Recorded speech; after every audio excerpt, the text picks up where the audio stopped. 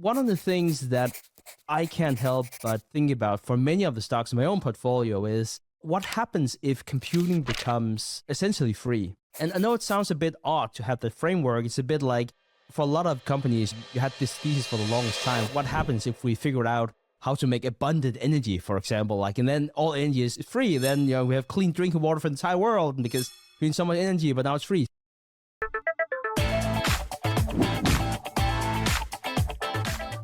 Welcome to the Investors Podcast. I'm your host, Stig, and today I'm here with Toby and Hari. Jens, how are you today?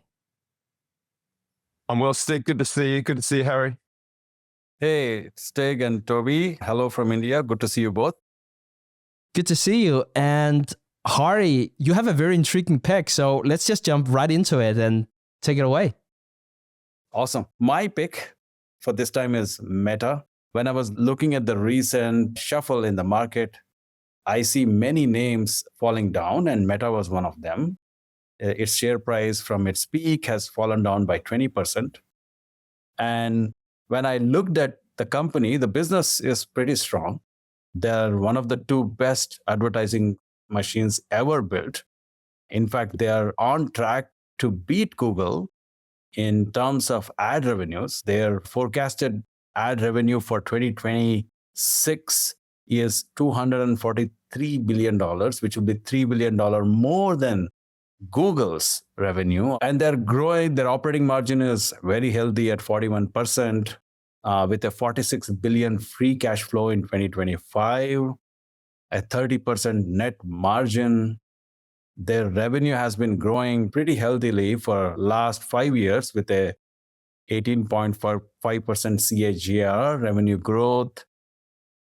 So what's the problem? And the problem is something that is not new to Meta. They are very bold and very swift in making serious bets. And they put serious dollars behind those bets. Metaverse was one of them, which market got spooked when they didn't see much returns and they saw it as a money pit. VR labs was another one, or the reality labs. And this time, what has spooked market is their investments, or their projected capex, especially of $135 billion into building their data centers and infrastructure for their AI. Their big bet that they're making. Their first LLM Llama was not a big success, but recently their super intelligence group came up with their latest model, which has performed really well compared to other foundational models out in the market, which gives me confidence that they have the ability to come up with a good model. Two, as we are seeing that models are pretty much getting commoditized. That means the incremental difference between models is getting saturated. Distribution becomes more advantageous. It's the distribution that matters. Whether it's Grok with XAI, Gemini of Google, Meta has a solid distribution. The second thing with Google and Meta is they have a lot of use for AI to make their products better, their ad targeting better. So they don't have to look for subscription model immediately. They can actually improve their profitability, their revenue streams for their existing products with AI. But they're also trying to diversify into subscription. They are also looking into cloud business.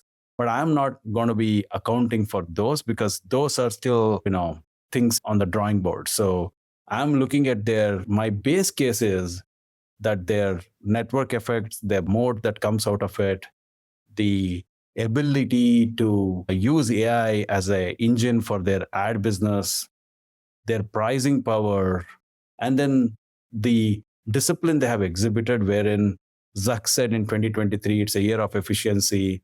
Even in 2026, they have reduced their workforce. So they're not going off hinge in terms of spending.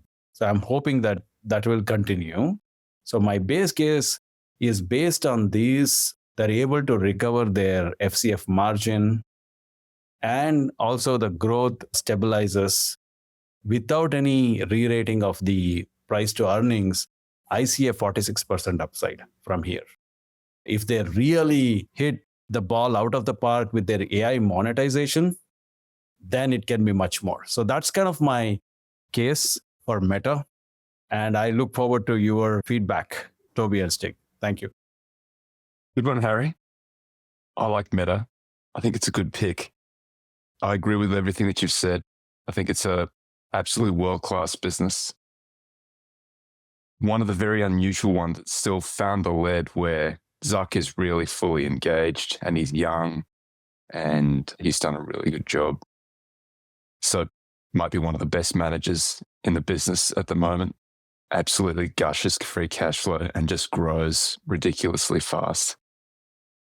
You've got that optionality that they figure out AI. It doesn't seem like they're a loser in that race. They're competitive at least, even if they're not at the forefront, because as you say, the models seem to be commoditized over time. And so you don't necessarily need to have the best model. You just need to have a model that's competitive with the other ones.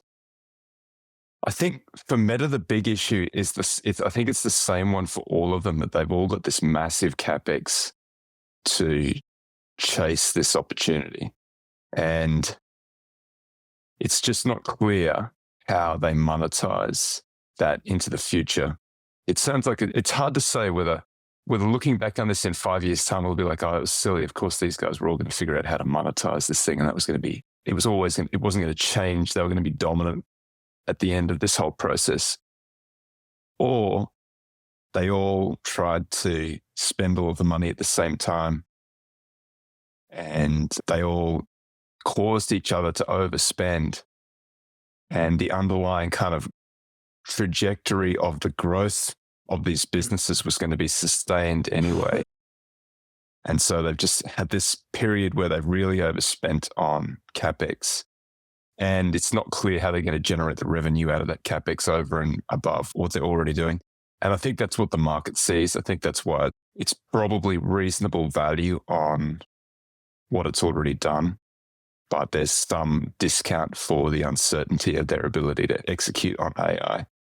It's a hard question to answer. I think that it's such a high quality business that really your risk is not that you're down 50% on a position like this. I think the risk is just that for a period of time, and I don't know how long this is, but could be 5 years, they just under-earn on what they've invested, and the multiples come down as a result. And they just have like I don't know how long, but a period of time while they work through the sort of CapEx spending and start earning enough on that investment.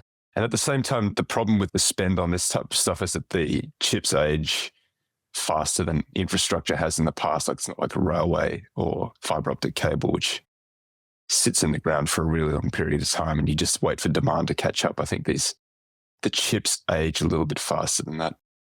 Yeah, you're right. Actually, it needs some faith in Zuck. Hari, again, I really appreciate it. It's such an interesting time that we're in. And I have to talk a bit about AI. I can't help myself. Let me ask you a question. And the reason, I probably want to preface this by saying that we created a model here on TIP of Meta, and we came up with a valuation of 775. At the time, recording is trading at 600 and change. But of course, whenever you do that, you have different scenarios and you assign different probabilities. And then you look back and you're like, oh, like to Toby's point, this happened. It wasn't that obvious that it would happen. And I don't know, like right now I'm talking about the future. I don't think anything is obvious in terms of what's going to happen with AI. And so it's only really, whenever we see the result, we think it's obvious, but then you assign the probabilities to what you think is going to happen. But one of the things that I can't help but think about for many of the stocks in my own portfolio is what happens if computing becomes free or essentially free. And I know it sounds a bit odd to have the framework. It's a bit like you had for a lot of companies, you had this thesis for the longest time. What happens if we figure out how to make abundant energy, for example, like, and then all energy is free. Then we have clean drinking water for the entire world because we need so much energy, but now it's free. So it might sound very theoretical. At the same time, you also see what's going on right now and you see how much cheaper everything becomes in terms of, for example, inference, but then at the same time, you also need that much more. And so you sort of like have these two things that are trying to counterweight each other. But anyways, I wanted to ask, this is going to be a very long question, as you can tell. What happens if computing, I'm definitely going to use the wrong word here, Harry, but I hope you see where I go with this. Computing, AI, whatever you call it, whatever you need to do, what if that becomes free or cheap? And so let me talk a bit more about the framework here, because Meta has so much data that what happens if they can utilize all that data and collect all of that data, and it's essentially free for them to compute. And then you can basically go to Meta and say, here's $100,000 for my campaign. This is my objective. Figure it out. And then Meta is going to figure it out because computing is free. Or is that not the way to think about it at all? Because Meta doesn't have that type of advantage if computing becomes free, because then everyone can collect the same amount of data because everything is possible. And so that's going to be my framework. I know it sounds like a bit of an odd question, but I think we can sort of like break it down from there. So let me throw it back over to you, Hari. Yeah, actually, great question, Stig. And that's the $1 million question now. All of these guys are facing. If you look at AI in general, I think it is constrained by power. It is constrained by real estate or space, because you got to build the data center somewhere. And it is constrained by chips or the GPUs currently. Of course, now there are competition from Google and Amazon and others with TPUs. And there are specialized chips for inference versus training coming in. And then the models are also being optimized. The arc is towards that. So right now, we are heavily constrained by chips today. But as you mentioned, the arc is towards a place where we might no longer be constrained by that, by a factor of one, competition catching up, so supply coming into the market. Two, the model themselves becoming more efficient. And there is a lot of papers now being published on that area, and I'm following that, where so far it was all about features in the model, if you will.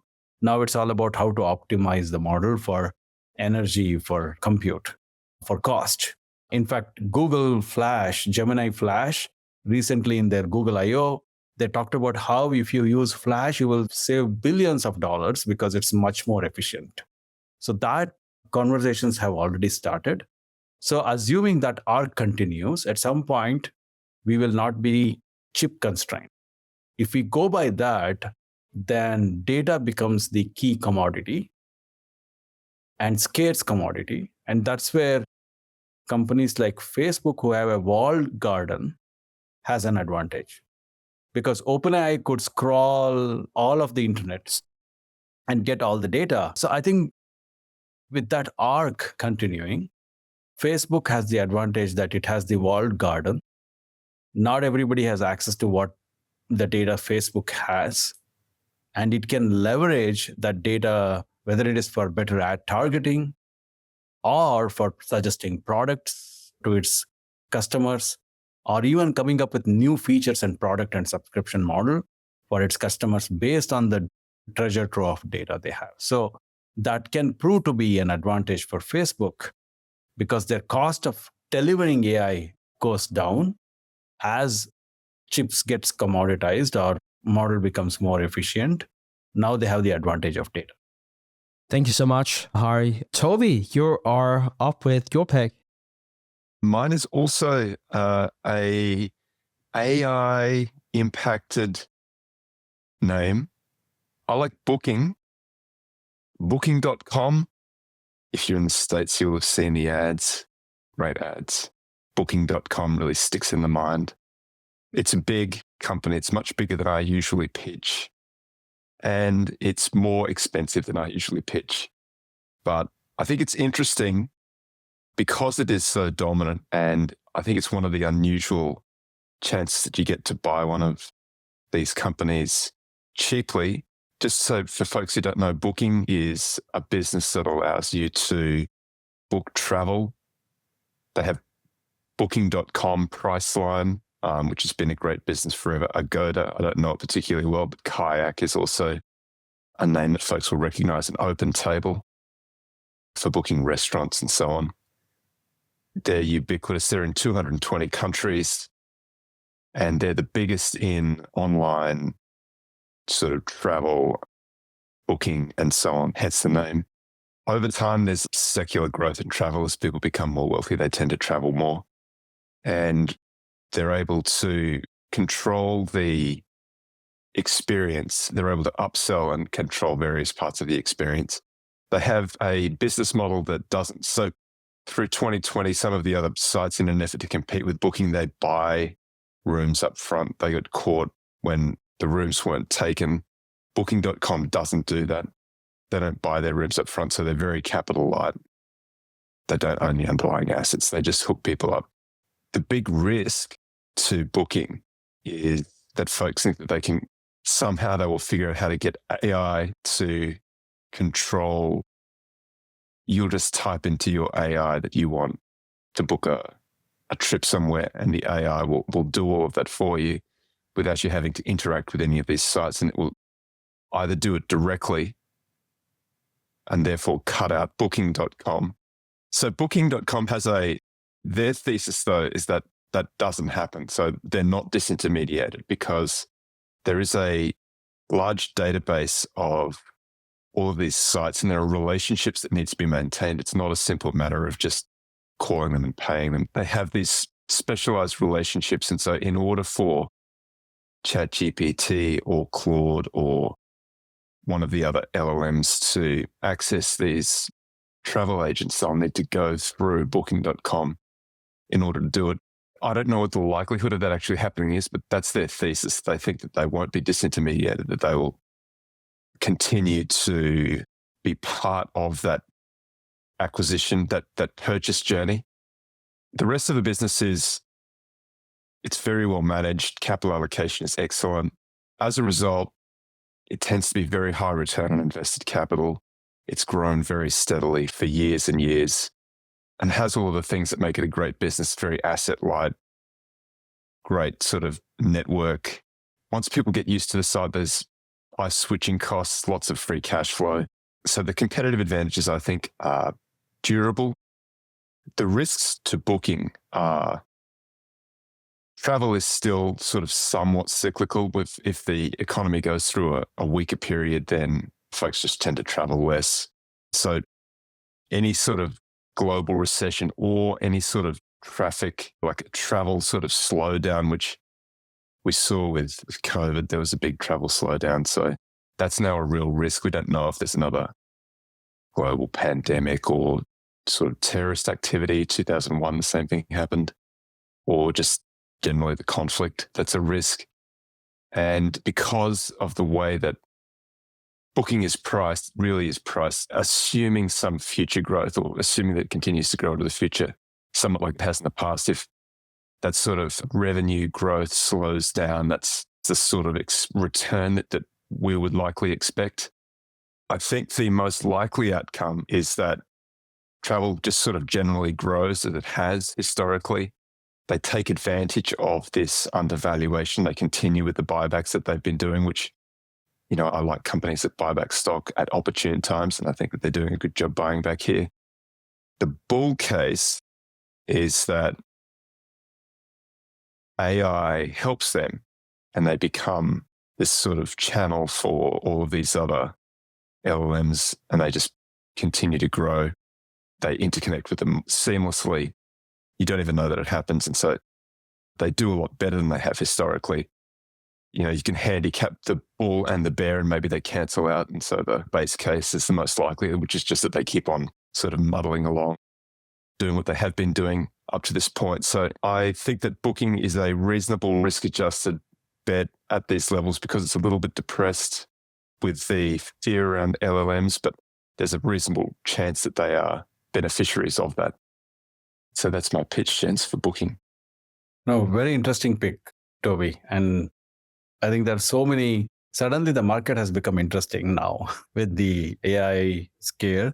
One question I have is, I agree with you. The relationships Booking has, the channels they have maintained is definitely a moat for them. Even if I'm going through, say, a ChatGPT or Anthropic Claude client, and Booking becomes like a headless and provides an API, it might go in background, but I'm still querying Booking through ChatGPT or LLM, so Booking can be a plugin to ChatGPT. So that's kind of the case where it's still there, it's not disrupted. However, in the longer term, so in the short term, it's not a problem, but in the longer term, they're gradually losing the mindshare. And they're also losing the real estate in the sense that right now, folks land on Booking website and they can cross-sell to them. You can promote, you can show advertisements, and then people discover things as they are on the site. So those are some of the opportunities they might lose in the long term if they just become a plugin for Claude or OpenAI. Yeah, I think that's a real risk. And I think that's an uncertain part of the future that is the reason that you see a little bit of a discount in the stock right now. It's certainly sold off over the last sort of 6 months after being a pretty consistent compounder for a very long period of time. I do think that the valuation got a little bit ahead of it, or a little bit ahead of itself. But I think the valuation, it is at a reasonable discount now. So I think all of these things, given that we can't see the future, I always think that you want to get a little discount. So you're handicapping the future. And I think that it's handicapped here so that if it continues along as it has, or even just a little bit less than that, you still do reasonably well. If it's completely disintermediated, or if it loses that mind share, then that's the bear case. That's the risk. So I think it's a great question. I don't have a great answer, but I think that is really the reason why it trades where it does. I really like your pick, Toby. I always like your picks, and this one is no different. Booking has been on my radar for years now, and I can't really figure out now that it's been selling off, like if now's the time, because I do feel like there is a reason why it's selling off. And I know this is very anecdotal, but please take it for what it is. But I just came back from a wonderful trip to Paris with my wife, and I've seen how we increasingly have started to use LLMs. And this one, probably because it was as recent as last week, was the one where we used it the most. And it's so incredibly helpful in so many ways. You talked before about all the things that were working behind the scenes that's super, super important and that just needs to be done. And so I'm sort of like using that as a microcosm for, it's probably just me who are an ignorant traveler. And I don't know why it's so difficult that you can't make it through an LLM. Like, why can't I tell an LLM, book me a hotel in Paris throughout this criteria, and then I probably need to give a final sign-off, and then I don't need Booking.com at all. And I think Hari is absolutely right that there are some wonderful things that something like Booking.com can do. For example, you can explore, you can do that different ways. But I guess I'm not sure if you need an intermediary like Booking.com if you're already doing it through an LLM that knows you better and will give you, like, one of the challenges I have with Booking.com, and I've used it multiple times, is that I kind of feel that there are too many options. It's almost like going on Netflix sometimes. And so I'm like, if my LLM of choice really knows me better than anyone, I would probably like to put in different criteria, or perhaps I don't even want to put in different criteria because it already knows me. And then these are the 3-5 choices, and then I'm going to click that one. So I also think it goes to Hari's point about, are they going to lose mindshare? Perhaps. I can probably see a case where LLMs, because they're so expensive to run, they would need like the Booking.coms, their advertising dollar. I think it's well known by now that Booking.com is one of the biggest spenders on Google. And I can see sort of like why you want to build your business model around that, because travel is such an obvious thing to use LLMs for. And so that's a way to monetize it. But I can also see like, right now, they can just raise money without making any money. So perhaps they're saying, no, we're basically cutting out the middleman. We don't care about advertising. We're just providing the best possible service. Again, this might be my own travel habits. I would love if I could go to ChatGPT or Gemini or whatnot and not go through Booking.com. That brings me absolutely no pleasure, but perhaps I'm just a very anxious traveler. So anyways, those were a few thoughts. Let me set back over to you, Toby. I think those are good thoughts. And I think that is the real risk. We're in this transitional period where we don't really know how everybody's going to interact with all of these businesses. And because Booking.com is an aggregator, it's entirely possible it is disintermediated by the LLMs. The only thing I would say is that has always been the risk, but the boogeyman for most of Booking.com's history was Google, that Google was going to do exactly that you could just search. And Google has tried to do that. You can search flights and so on Google and then book all the way through with the carrier. And that's disintermediated Booking.com. But Booking.com has continued to grow and the lion's share of that, despite the fact that Google has been out there.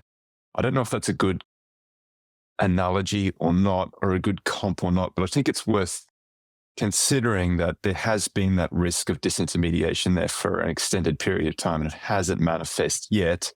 And I still think that there's a reasonable chance also that Booking.com is the place where the LLMs go.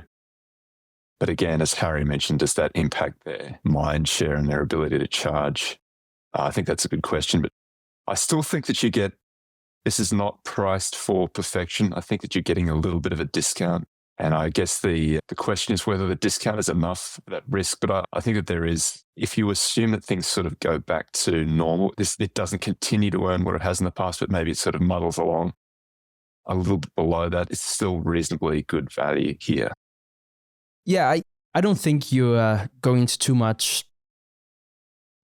many problems here with at the current valuation. So a way of thinking of this is if Booking.com disappeared tomorrow, who would notice it first? Would it be travelers or the hotels? And there's probably a bit of a rhetorical question, perhaps, but I see why Booking.com has such a strong foothold, especially here in Europe, because we don't have as many branded chains as you do in the States, for example. So there are a lot of independent hotels. They don't have a lot of rooms, and they're very much dependent on the Booking.coms of the world. And so one of the things that we talked about here before we hit record, because I'm also going to talk about a company where the management is saying AI is going to be a tailwind, not a headwind. But I dare everyone to see if they can find a CEO of a public company who is not saying that AI is definitely not going to disrupt them, but it's going to be a tailwind. Anyways, one of the ways that I like to think about this is, can it replace the entire value chain? And that was also what I was getting at here with Harry before, where I was saying, okay, when, and how would it look like if I went to Meta and said, here's $100,000, run my campaign, this is what I want to achieve, and then they will figure out the rest and create the ad and like whatever. I probably would like some kind of control, but even so, I want to see more money coming in and get a report on that than the money I'm putting out. And the more automated it can be, the better. And so, of course, it's going to take a long time before AI can like change the sink in my house, but how long is it going to take before I can do something that's completely digital? And so one of the things that I was quite impressed by and have been, because I've been using LLMs here for, well, I'm going to say for the longest time, but it haven't existed for the longest time, but just something like you see what kind of tasks it can do whenever you're traveling and how helpful it is in terms of planning, whatever. Whenever I look at what Booking.com is doing, I wonder if it can do the entire value chain and how long it's going to take. And again, I kind of sound overly bearish. I've been looking at this wonderful company for the longest time. I think it's a very, very strong company, so please don't get me wrong. It might be a helpful framework in terms of seeing when is this going to be disrupted and how is it going to be disrupted. Because if it can only take a small part of the value chain and then do it much better, then it could be a tailwind. So anyways, just a few thoughts that came off way too much bearish than I wanted it to sound like. Yeah, not at all. I think you've outlined that's the risk with Booking.com. I think they're off about 30% from their high.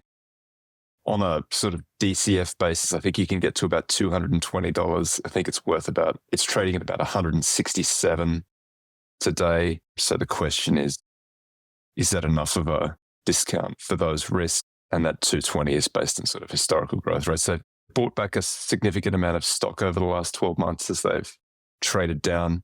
It might be one of the bellwether sort of stocks that we watch and tells us how the LLMs are impacting other businesses. It's an interesting time in the markets, fellas. It definitely is. If you spend any real time investing, you've probably noticed something. The longer you do this, the smaller the circle of people you can actually talk to about it with gets. Most people in your life are, unfortunately, not spending their weekends reading 10Ks. And the internet is full of noise, as we know, hot takes, meme stocks, influencers with a camera and a conviction that they can't defend. Well, that's the gap that the mastermind community was built to fill. I'm Sean O'Malley, and alongside my colleagues Stig, Kyle Grieve, and Daniel Monka, I help lead a small application-only community of long-term investors who are serious about getting better at this. You'll join a like-minded peer group, enjoy direct access to us as hosts and to high-profile guest speakers on private calls, and live events like roaming Omaha with us during Berkshire weekend. If you'd rather compound your capital alongside people who take investing as seriously as you do, apply to join at theinvestorspodcast.com/mastermind. That's theinvestorspodcast.com/mastermind. We'd love to have you. So thank you so much, Toby. Now it's time for you to bash my pick. My pick is Adobe. And if anyone is unfamiliar with Adobe, it's a software company. They're known for Photoshop in particular. But now, they have a ton of different apps you would typically use if you're a designer, a creative person. They also have something called digital experience that's more about analytics. But my pick is Adobe. I guess that's what I'm trying to say. Market cap roughly $100 billion. And it has been growing double digits for the longest time. And it's not only trading at a 52-week low or near that, but near a 7-year low. And of course, I should have said that it traded at 224 not too long ago. At the time of recording, it's 270, so it had a small bump. But the market, like all software or SaaS companies these days, is just unloved. Because at first glance, there is a lot to love. 96% of the $23 billion in revenue comes from subscription revenue. That is exactly what you want to see. Diversified base of more than 41 million paying users. And if I had pitched this just a few years ago, before the era of the LLMs, we'd be all over it. But of course, you could also see that in the valuation, because everyone was at some point in time trying to make their software business into software as a service with a subscription. And Adobe has really been one of the companies that managed to do that successfully.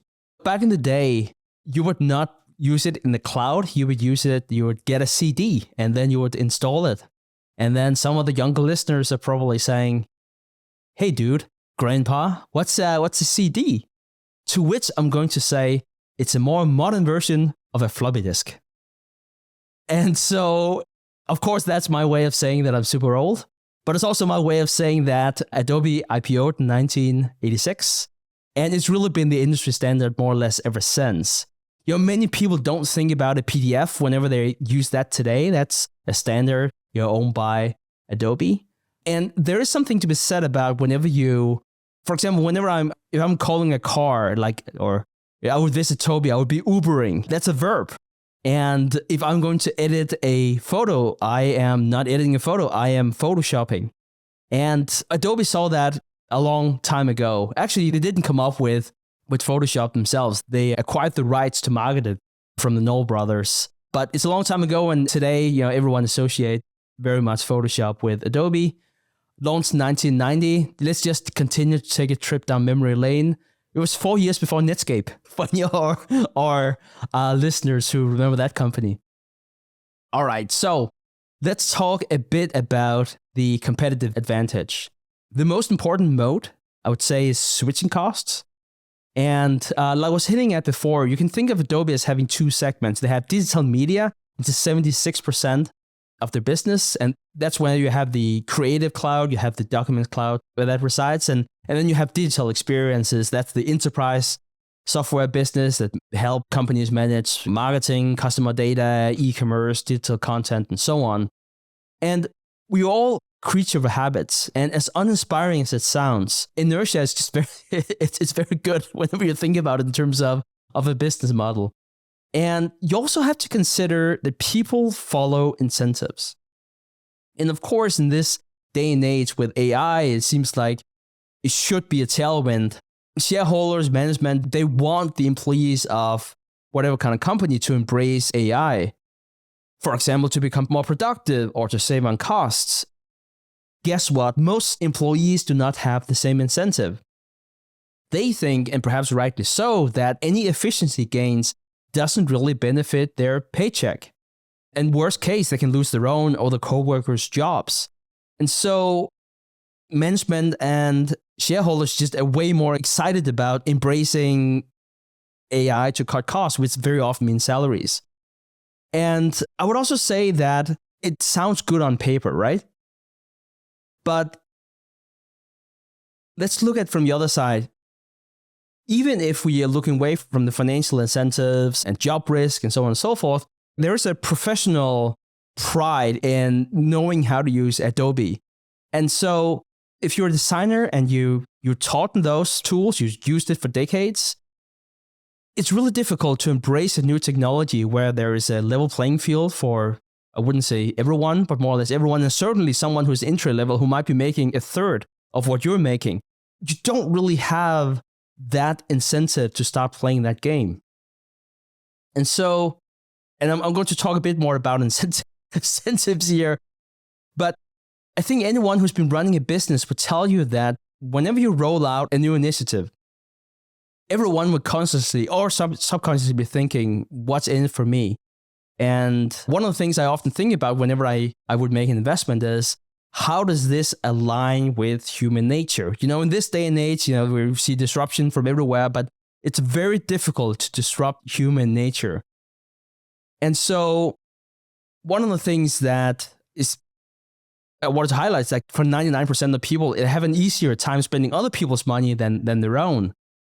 And I don't, it sounds so passive aggressive whenever I'm saying this, but like I think a lot of the AI fears are probably overblown in the sense of how rapid things are going to change. And I'm not questioning at all that AI is going to change a bunch of different things, but I think we sometimes underestimate how much of those changes that need to be almost brute forced and how difficult it is to brute force something in an organization. And it is very difficult to get people to understand something whenever your livelihood is depending on not understanding it. And of course, even that there's a limit to. If you don't understand the car and you swore by faster horses, you would eventually have to wake up to the reality. And so I'm not saying that if AI isn't 10 times better and despite the switching costs, then we would eventually have to use something else than, say, Adobe's products. And of course, whenever you ask the CEO about that, he's saying, oh, no. AI is not going to disrupt us. It's going to be a tailwind. So we're going to be so much better because of AI. So I think that's a pretty weak signal. Any CEO that's worth his salt would probably say that today. But I would also be the first to say that a company like the Investors Podcast Network, we are so dependent on Adobe. And we're 20 people on the team, 15 of them are using Adobe. Some of them are just using one app, but most are using the entire suite. And the overall cost is significantly less than 1% of our total cost.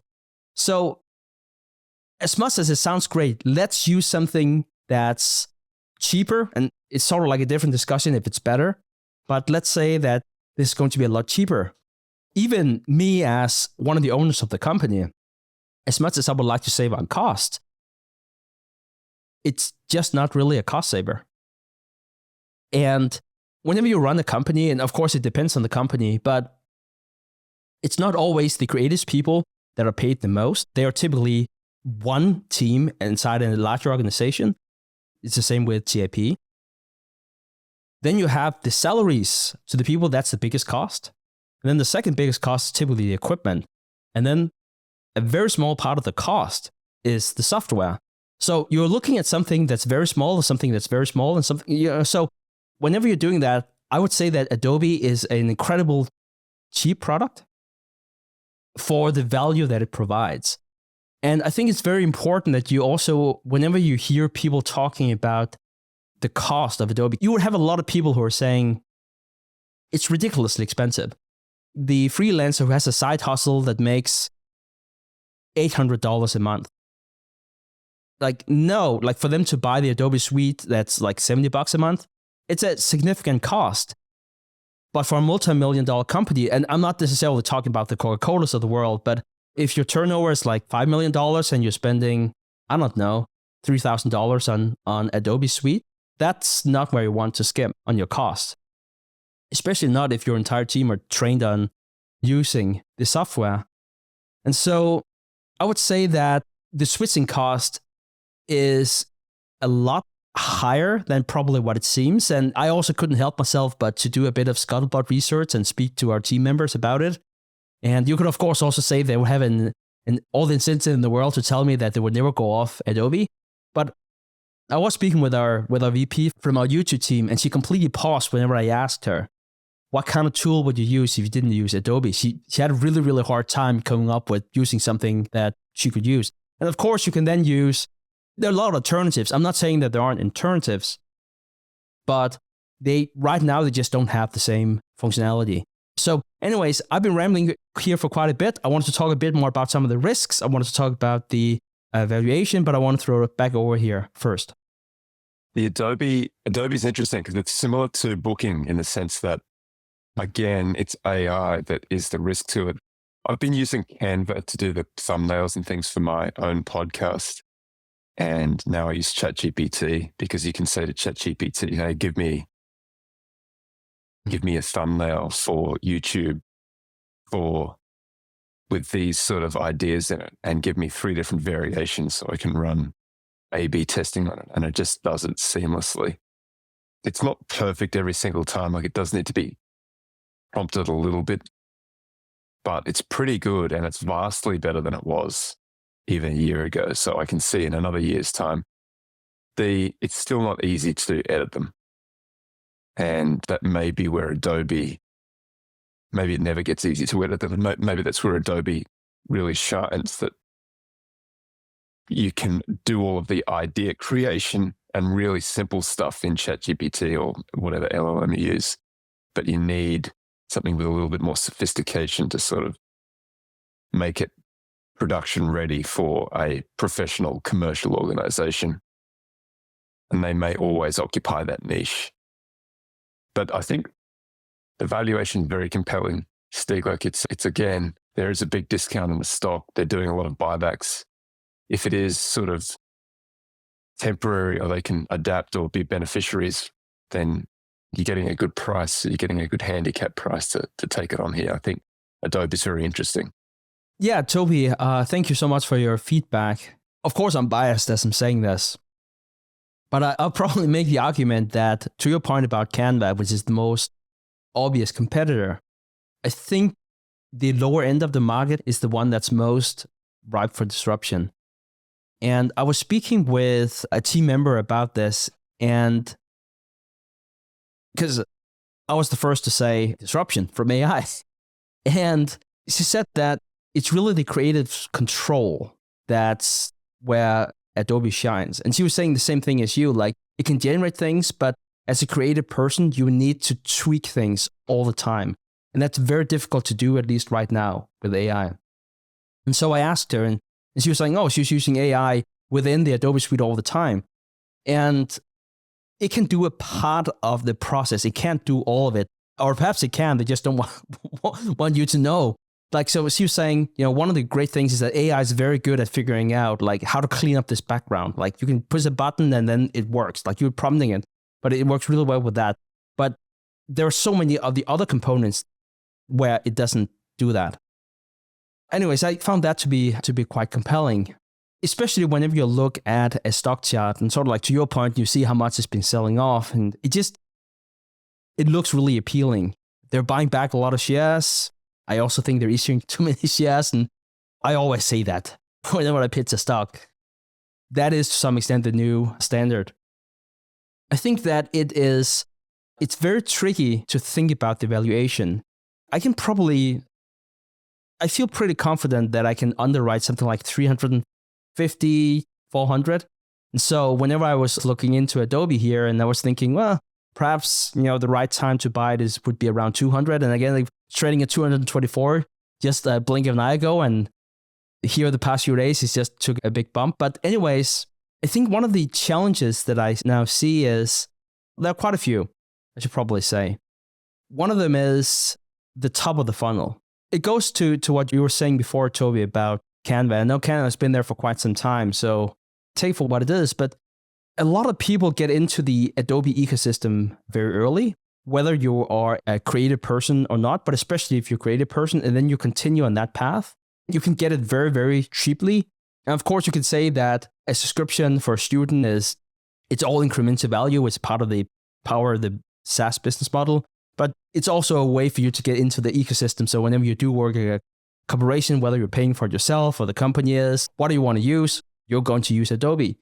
But I can see why there might be an issue with the top of the funnel where a lot of people are going to say, no, I'm not going to go into Adobe in the first place. They have their own top of the funnel product, Adobe Express. But with the LLMs, like you have, some people might never make it to the bottom of the funnel where they really make their money. And so I can't help but make the comparison to the Berkshire Hathaway annual shareholders meeting. And you might say, wow, that's a big of a jump here from Adobe. But one of the things I've been thinking about now has been what's going to happen with the value investing community without Buffett. And, I was speaking with a mutual friend of ours, Chris Broomston, here the other day, and about it. And like the first thing he said, probably because I articulated myself like extremely poorly, was, hey, dude, I'll continue to go. Of course, I'm going to continue. I have all my friends are there. It's Omaha. You have to go. And that makes a lot of sense. And in a similar way, like if you are a creative person, you work at a Hollywood studio, it has to look really, really good. Yes, you are on the enterprise license through Adobe. You're not going to change that. And you've done that the past 30 years and you're going to do that the next 20 years. Like, of course, you're going to do that.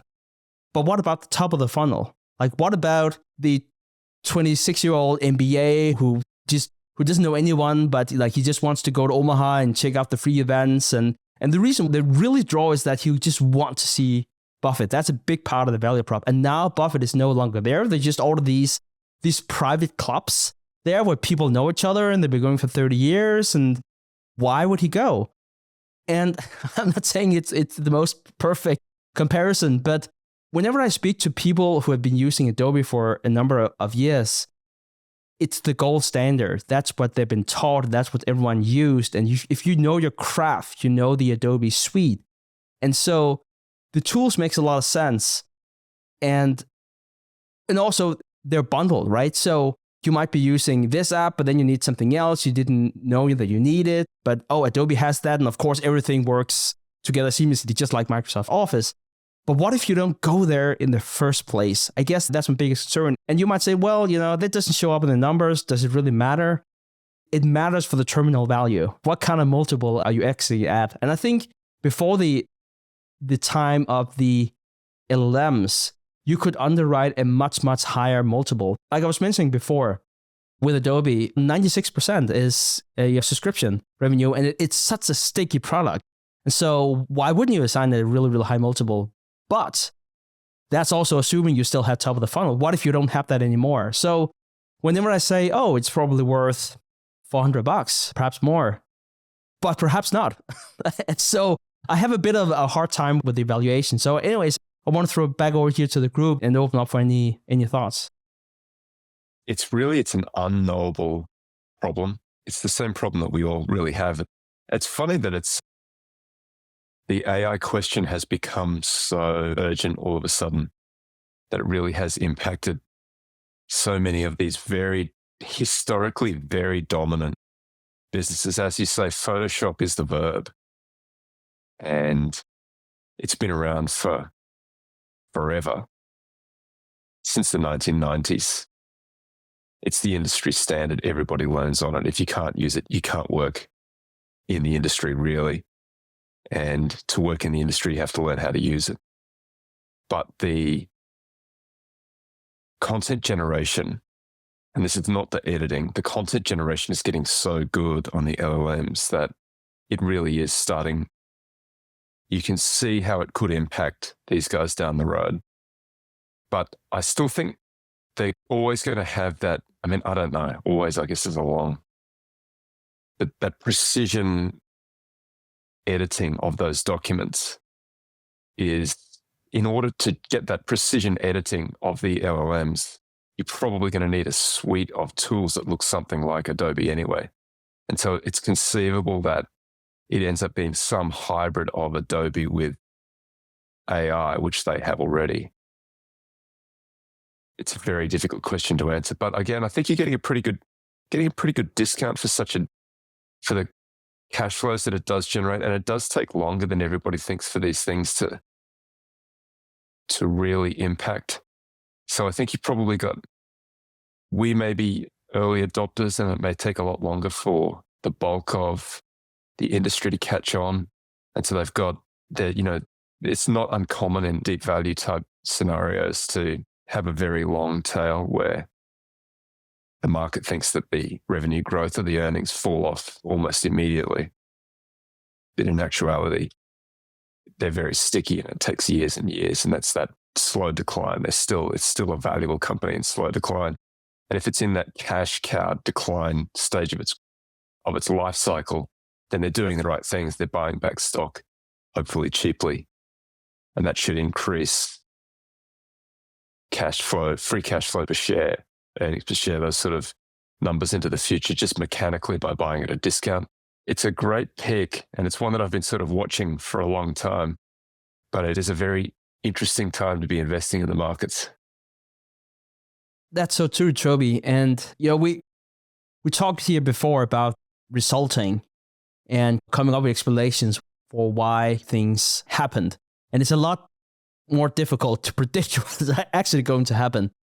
And so whenever I look at a company like Adobe, I think to some extent it also depends on a bit of the state of mind you're in. Like sometimes I'm thinking content is abundant. There's just so much content out there, so much slop. Adobe is needed in a world that's still shifting from physical to digital. And whenever that shift is happening, you need one of Adobe's products to make that happen. And also in the world of abundant content, you need the highest quality to separate yourself. It's not a question of making more content. We can all make more content, but it has to be really, really good. And so then you can sort of talk yourself into saying the canvas of the world are going to be disrupted, but the high end, really where the money is, they're not going to be disrupted anytime soon because it has to be just right. And so it's kind of interesting if you look at the customer groups that Adobe has, and they're not breaking out the margins for each customer group, but you can probably fill in the blanks. They have the 22,000 large enterprise customers. And then you can think about them as government bodies, Hollywood studios, universities, whatnot. And then they have 41 million paid Creative Cloud subscribers, such as individuals, freelancers, students, small businesses. And then they have 850 million monthly active free users. And that also includes free Acrobat Reader users. So it's a very wide funnel, and they don't make any money out of that. So you can see where they make the money. I think it's so tricky. I wouldn't be surprised if we would be talking about this 5-10 years from now and say, there was so much pushback against AI because people want the human element. And of course, XYZ happened. Or it might be the other way around. It's people just want efficiency. And I think one of the biases that I experience is that the experts, the creative people, are the best people and the worst people to talk to about Adobe. They're the best people because they have the most knowledge for obvious reasons. That's why they're experts. But they're also saying people want that human connection. They don't want something that's created by AI. The people who think like that, by and large, might also be more artistic minded, whereas some people might be saying, I don't really care if this is being created by AI as part of the process. If I can get it 30% cheaper, then that's fine. Imagine that you're standing there at the pump and you're like, I know AI doesn't generate gasoline, so take it for what it is. But if you're like, hey, I can get this for $4, I can get this for $5, and you're like, I just need to drive. And so depending on sort of where you are and what the product is, I think that is true. When it comes to, say, art, yes, it has to be created by a human. When it comes to sports, yes, you need to see the athletes. But then there are a ton of other products where that Adobe is probably also touching, where you're like, I don't know if people care if AI has been a big part of the process of creating this digital product or not. So anyways, I'll make sure to link to a model of the valuation here of Adobe, I'm going to do the same thing with Booking.com and Meta, and then people can play around with their own assumptions. But Toby, I know that you also wanted to chat a bit about the Belden Brands from last time that you pitched. Yeah, so Belden Brands has collapsed. The stock price has collapsed since I pitched it. I can't remember exactly. I think it was at about $27, and it's currently trading a little bit north of $8, which is a very significant breakdown in the stock price. So I thought I should address it. It's basically continued in this drawdown that began 12 months ago, and it's had this very significant drawdown from the peak where we picked it up. I think it was about 30% or less of where it had been sort of 12 months before, but it's now fallen even further than that, and it might be down 80% from where I pitched it, which is a very significant drawdown and sort of approaching permanent loss of capital levels. I just wanted to say that I have held it in Zig. I have sold it out of Zig and bought it in Deep because it is now the market capitalization is too small for Zig, which is mid cap and large cap. But I have rebought it in Deep. In that model, it's currently that's 100 names. It's currently the 7th name in that model. So I still consider it to be worth holding. And I think that it is undervalued. I do like the fact that Zig sold it down from a 3% position to a 1% position in Deep, because when you see a stock price behaving like this, it's entirely possible that there are things going on that aren't visible in the financial statements or otherwise. It's worth noting that Belden Brands does carry a reasonable chunk of debt, which when they were a much bigger market capitalization, it's funny because it really doesn't impact the size of the business hasn't changed. If the business has grown slightly over the last 12 months. It's grown less than the market had hoped, which is one of the reasons why the stock is down so much, but it has still grown. I think that there's the particular products that they produce for folks who are health conscious, which is folks who are trying to eat more protein, because that's really what they do. They make these ready to drink protein drinks. They are attractive to people who are on the go, but the criticism of them has been that they have some seed oils in them. They have some soy, and folks don't like that. So that has created a problem for them. The market still seems to be consuming them. They have grown a little bit, but their growth has slowed materially, which is one of the reasons that the stock's down. You guys know I'm a deep value guy, so I like big discounts. And I don't mind when a business is struggling a little bit if you can get enough of a discount in the price to sort of handicap that slowdown. So just to give you some numbers, it still grew year over year, something like 6% year over year, but it has historically grown quite a lot faster than that. So that's the markets now, where previously it might have been sort of something that had a reasonable chance of growing quite materially. It was being valued on that basis. The question is now whether it can keep ahead of its inputs. I still think the valuation here is incredibly compelling, where the 5-year average price to sales is something like 1.6 times. It's currently on 0.44 times. So it's like a quarter of its long run valuation on a sales basis. Similarly, on an earnings basis, it's traded closer to 30 times over the last 5 years. Perhaps that was too expensive, but it's currently at 6.5 times, which is a very low price, similar sort of price to cash flow, about 6 times.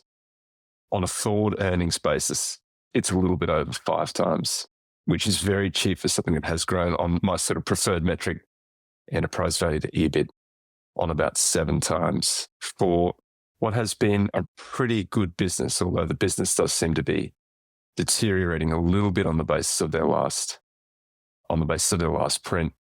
I think the great risk for it is that it is close to being a commoditized product in a very competitive category, and there's more competition coming in all the time.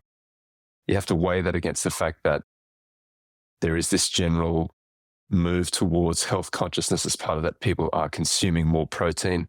I thought that perhaps it was the GLP-1s. So the AI of the health industry is the GLP-1 that's making everybody leaner, I still think as part of that process, people need to eat more protein. The GLP-1 sort of stop you from eating, but once you reach your goal weight to maintain a healthy body composition, you still need to consume protein. So they do make protein. The question is, for folks who are particularly health conscious, who don't like the seed oils, then these sort of seem to contain them. And that seems to be a turnoff for many people.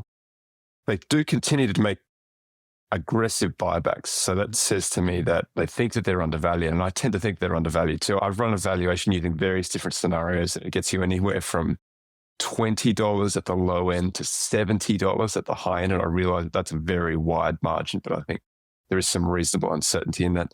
Just for context, with the stock at $8, it's like half of the low end. And so I still think it's pretty good value here. And I'm going to continue to hold it for the foreseeable future. We've got a rebalance coming up in the not too distant future, and it will still be in the portfolio at that time. The plan was not for the stock to fall this rapidly, this quickly, but it has done that. The position has come down a little bit I've shrunk the position down from a 3% position to a 1% position, but that does actually mean that we've bought a little bit more in terms of stock because it crashed so quickly in terms of number of shares. The bear thesis is real, but the discount here is so material that I think it's worth holding to see what the next few quarterly reports look like. And I'll continue to update the situation as we go along. That's great. Please make a note. Let's talk about it next quarter for the next mastermind. Very, very appealing. I have to say, like, with all the red flags, and yes, that there's always some hair on it. That's why that's deep value. Even last time I was like, wow, that looks interesting. And now, I don't know. I probably got anchored to the old price, but it's very interesting thesis. So please continue to provide us with updates, Toby. I just think the risk for the collapse in the stock price is not reflected in the financial statements. Having said that, it does give me a little bit of pause because it seems somebody knows something that I don't know, and that makes me a little bit nervous. Or they're just overreacting. There has been this sort of general swoon in small and mid-cap stocks. Everything that's impacted by AI or GLP-1 is really can't find a friend in this market. And so I do think that I've seen that generally across a lot of the names that I track, that the businesses, if anything, the businesses are inflecting up and starting to do a lot better. But it's coincided with this recent rally with the AI stocks. And I think the valuations are now they're really at a decision point where either the market completely runs away from small and micro, or small and micro catches up soon, because I think the forward returns to me look very compelling. They look about as good as they have looked since I've been running the funds. And I think that when a lot of the market moves towards one narrative, which is the AI narrative, and to some lesser extent, specifically for this stock, the GLP-1 narrative, that it does seem to pull money away from the part of the market that hasn't done anything, and it creates this little air pocket, which seems to have happened for these stocks. But as I say, that does seem to me to have created the prospects for reasonable forward returns, pretty good forward returns, at the same time as these stocks seem to be inflecting up because they have all suffered from an extended period of a pretty weak consumer. This consumer has really been struggling from what I can see. And with this Iran conflict and higher energy prices, higher gas prices, that seems to be really putting the bite on people. I think that the time to put these positions on is at the point of maximum pessimism. And we're certainly pessimistic. I hope that it's maximum pessimism. I love it. Famous last words. I love it, Toby. Hari and Toby, thank you so much. It's always great to chat with you. Let me throw it over to you guys. Where can people learn more about you? Hey, Toby and Stig, always a pleasure to join the mastermind. You can find me on X or Twitter. My handle is Hari Rama. I hang out there and I look forward to all your comments, feedback, and conversations. And I'm at Greenbacked on Twitter, GRENBACKD. I manage Acquirers Funds, which has the ZEG ETF, which is mid and large cap deep value, and the deep ETF, which is small and micro deep value. The spreads between deep value and the market are extreme at the moment, and largely driven, I think, by the LLM risks. But a lot of the stocks that are in those are going to be beneficiaries. Like until the LLMs figure out how to mine and pull energy out of the ground, we're going to need real businesses. Wonderful. Thank you so much for your time, Jens. It's a privilege as always. Thanks, Stig. Thanks for listening to TIP. Visit theinvestorspodcast.com for show notes and educational resources. This podcast is for informational and entertainment purposes only and does not provide financial, investment, tax, or legal advice. The content is impersonal and does not consider your objectives, financial situation, or needs. Investing involves risk, including possible loss of principal, and past performance is not a guarantee of future results. Listeners should do their own research and consult a qualified professional before making any financial decisions. Nothing on this show is a recommendation or solicitation to buy or sell any security or other financial product. Hosts, guests, and the Investors Podcast Network may hold positions in securities discussed and may change those positions at any time without notice. References to any third-party products, services, or advertisers do not constitute endorsements, and the Investors Podcast Network is not responsible for any claims made by them. Copyright by the Investors Podcast Network. All rights reserved. It continues to surprise me how long high-quality companies can continue to compound. They're priced at 30 times plus price to earnings, and then they just continue to give you double-digit returns. And it's so difficult for, at least for me, to invest in those companies because they always look expensive. But the best companies